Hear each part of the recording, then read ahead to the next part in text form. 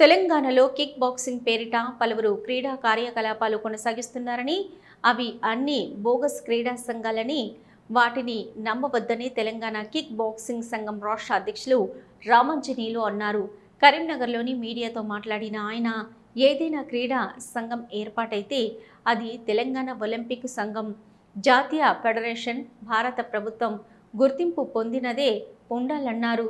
రాష్ట్రంలో Telangana state kick boxing association మాత్రమే గుర్తింపుందని, ఈ సంఘం ఆధ్వర్యంలోనే ప్రతి సంవత్సరం 2 సార్లు రాష్ట్ర స్థాయి పోటీలు నిర్వహించి జాతీయ పోటీలకు తెలంగాణ జట్లను పంపిస్తున్నట్లు తెలిపారు. కొందరు మోసపూరితంగా సంఘాలను ఏర్పాటు చేసుకుని తల్లిదండ్రులను, పాఠశాలల యాజమాన్యాలను తప్పుదోవ పట్టిస్తున్నారని, వాటన్నింటినీ నమ్మవద్దని హితవు పలికారు. తెలంగాణ కిక్ బాక్సింగ్ ఆధ్వర్యంలో జారీ చేసిన క్రీడా సర్టిఫికెట్లకు IIIT, ఎంసెట్ తదితర ఉన్నత విద్యకు స్పోర్ట్స్ కోటా వర్తిస్తుందని, ఇది ప్రతి ఒక్కరూ గ్రహించాలన్నారు. తెలంగాణ రాష్ట్రంలో కిక్ బాక్సింగ్కు క్రేజ్ వచ్చిందని, దీనిని అదునుగా తీసుకున్న పలువురు బోగస్ సంఘాలను సృష్టించి పోటీలను నిర్వహిస్తున్నారని, పోటీకి ఎలాంటి ప్రాధాన్యత ఉండదని సూచించారు.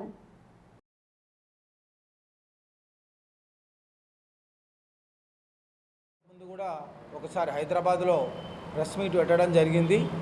మరి ఇది రెండోసారి. ఎందుకనంటే కిక్ బాక్సింగ్ గేమ్ మనకు పిల్లలకు ఇప్పుడు ఎంతో ఉపయోగపడుతుంది.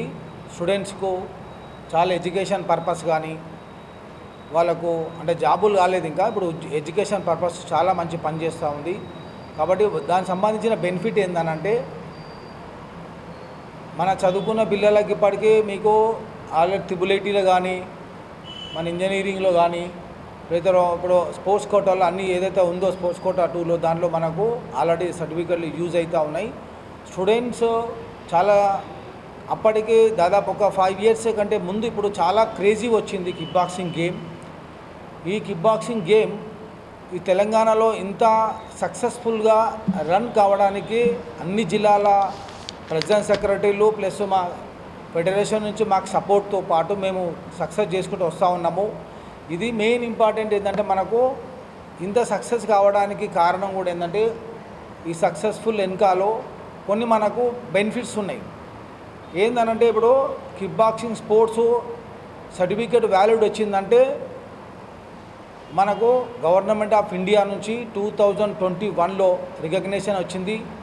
2021 తర్వాత మేము ఇక్కడ మన తెలంగాణ రాష్ట్రంలో రికగ్నిషన్ కోసం అని చెప్పేసి తెలంగాణ గవర్నమెంట్ని అడిగితే తెలంగాణ గవర్నమెంట్ వాళ్ళు ఒక జీవో ఇచ్చారు, జీవో 4 అని.